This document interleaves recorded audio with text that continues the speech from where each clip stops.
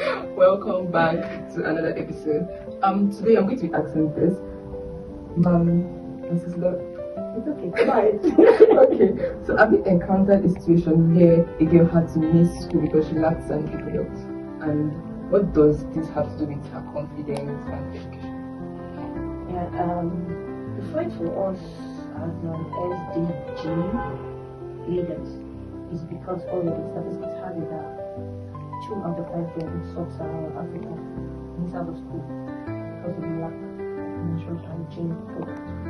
Now, you have to have experience this all the time because some girls are not going to mention her real name, but let's use Zainab.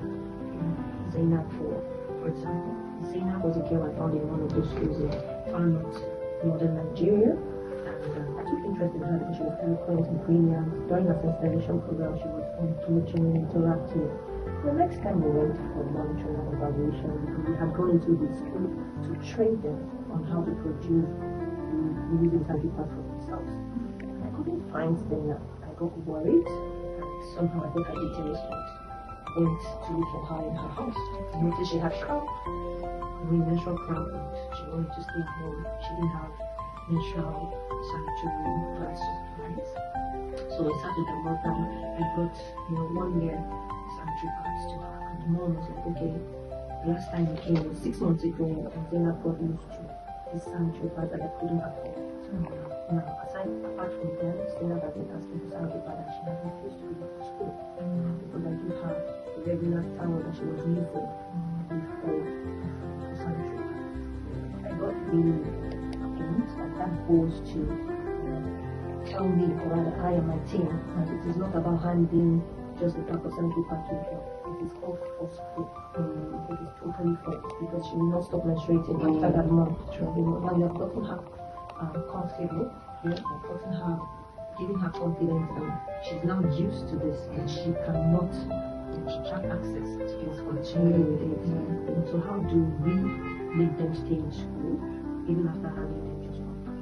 I told the mom that it is not about giving the girl this towel to use for this period of time because you don't know the health hazard you are causing.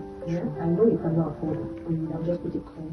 True, because we have pad bags in school. We also have one existing in her own school, and she understood. I also taught her, rather, we went back as a team to teach her how to make sanitary pad. We usually with clothes, fine cotton material that we gave to her, and she made it. Zainab can now wash her pad using it, she's not relying on the disposable sanitary pad alone. So Zainab is lived on, and menstruated for throughout her secondary school using her reusable sanitary pads, and now Zainab is in school. But this is one out of thousands of girls that we're able to reach. So if I would say that the solution is not us winning just one girl, it's collaboration to win more girls. And collaborations can come from government, our state other CSOs that are washing client, hygiene client, CBOs, and community-based organizations too. Even other corporate organizations can also key into this with their corporate social responsibility units. That way they are able to do this together and bring more girls to stage. That's